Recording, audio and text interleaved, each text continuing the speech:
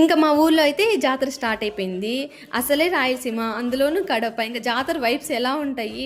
జాతర అంటే ఓన్లీ కక్క ముక్కనే కాదు, ఇలాంటి సాంప్రదాయాలు కూడా ఉంటాయి. ఒక్కొక్క ఊరికి ఒక్కొక్క సాంప్రదాయం ఉంటుంది. ఇక్కడైతే పులకాపం చేస్తున్నారనమాట. అబ్బాయిలు వచ్చేసి స్నానం చేసి వచ్చింటారు, మళ్ళీ ట్యాంకు కింద మునిగేసేసి ఒక్కొక్క నిండు బిందితో నీళ్ళు తెచ్చిపోస్తారనమాట అమ్మవారికి. అట్లా 101 అట్లా చేసి పోస్తారు. 101 బిందికి 101 నిమ్మకాయలు పిండుతారనమాట. ఇక్కడ మేము లాస్ట్ 2 ఇయర్స్ బ్యాక్ ముక్కు పడక చేపించాము అమ్మవారికి. అది ఏమైందంటే వాళ్ళు తీయడంలోనే ఎలాగో విరిగిపోయింది, దాన్ని చేపించుకోవడానికి వచ్చాము. ఇంకైతే ఇక్కడ రెడీ చేసేసారనమాట అందరి దేవుళ్ళని. ఇక్కడ పోతులరా స్వామి అమ్మవారి తమ్ముడు అనమాట.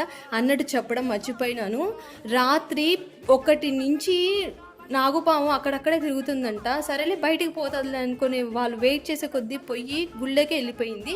సుమారుగా పొద్దున్న 8:30 వరకు 9 వరకు అక్కడే ఉండింది తెలుసా. దాన్ని ఎవరు కదిలించలేకపోయినారు. మళ్ళీ ఏవో ఎక్విప్మెంట్స్ తెచ్చేసి తీసేశారనమాట.